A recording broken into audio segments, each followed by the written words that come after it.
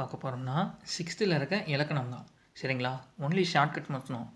பெயர் சொல். சரிங்களா? இது வந்து பெயர் என்னன்னு ஒருத்தவங்கள்ட்ட கேட்குறேன். என் பேர் என்ன? ஆறுமுகம். 6 வகை. சரிங்களா? பெயர் சொல்னா 6 வகை. பேர் என்னன்னு கேட்டாலே ஆறுமுகம் சொல்கிறாங்க. 6 வகை. சரிங்களா? அப்போது என்ன சொல்கிறாங்க, ஒவ்வொன்றுக்கும் ஒரு எக்ஸ்ப்ளனேஷன் சொல்கிறாங்க.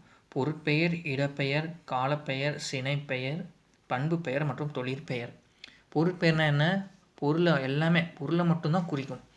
அதாவது உயிருள்ள பொருள், உயிர் இல்லாத பொருள் அதை வந்து குறிக்கும். மரம், செடி, மயில், பறவை, புத்தகம் இது எல்லாமே வந்து ஒரு பொருளை தான் குறிக்குது, உறுப்பை வந்து குறிக்கலை. நெக்ஸ்ட்டு பார்த்தோம்னா இடப்பெயர். இடத்தை வந்து குறிக்குது. எல்லாமே இடம்தான். சென்னைங்கிறது ஒரு இடம் தான், இந்தியாங்கிறதும் ஒரு இடம் தான்.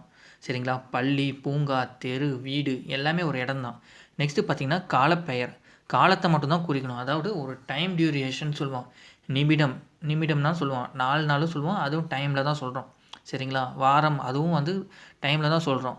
அடுத்து பார்த்திங்கன்னா சித்திரை, அதுவும் வந்து மாதம் டைம் தானே சொல்கிறோம். ஒரு மாதம் காலத்தை மாதிரி தான் சொல்கிறது. ஆண்டு, நாட்கள், மாதம், வாரம் எல்லாமே வந்து நாள் தான் சொல்லுது. சீசன் இருக்குது பார்த்திங்களா, பருவங்கள் அதுவுமே வந்து காலப்பெயரில் தான் வருது.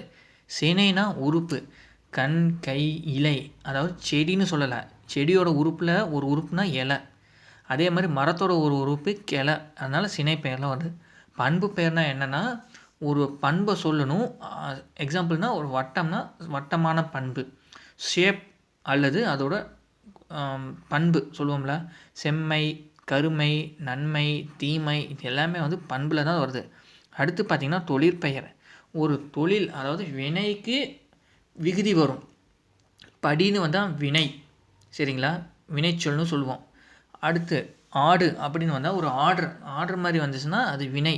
பின்னாடி தள்ளுன்னு முடியுது பார்த்திங்களா, ஒரு விகுதியோடு வர்றது வந்து தொழிற்பெயர். அதோட தொழிலாக கூடியது. ஆடோட தொழில் ஆடுதல், பாடோட தொழில் பாடுதல், நடியோட ஒரு தொழில் நடித்தல். தொழிற்பெயரில் ஒரு விகுதி இருக்குது. அல், தல், கை. சரிங்களா? தல் விகுதி வரும், அல் விகுதி வரும், கை விகுதி வரும். அதாவது வாளோட விகுதி வந்து கைன்னு முடிஞ்சுன்னா வாழ்க்கைனா தொழிற்பெயர். வாழ்னா வினை. சரிங்களா? வினைச்சொல்னு சொல்லுவோம். வாழ்க்கைன்னா தொழிற்பெயரை சொல்லுவோம்.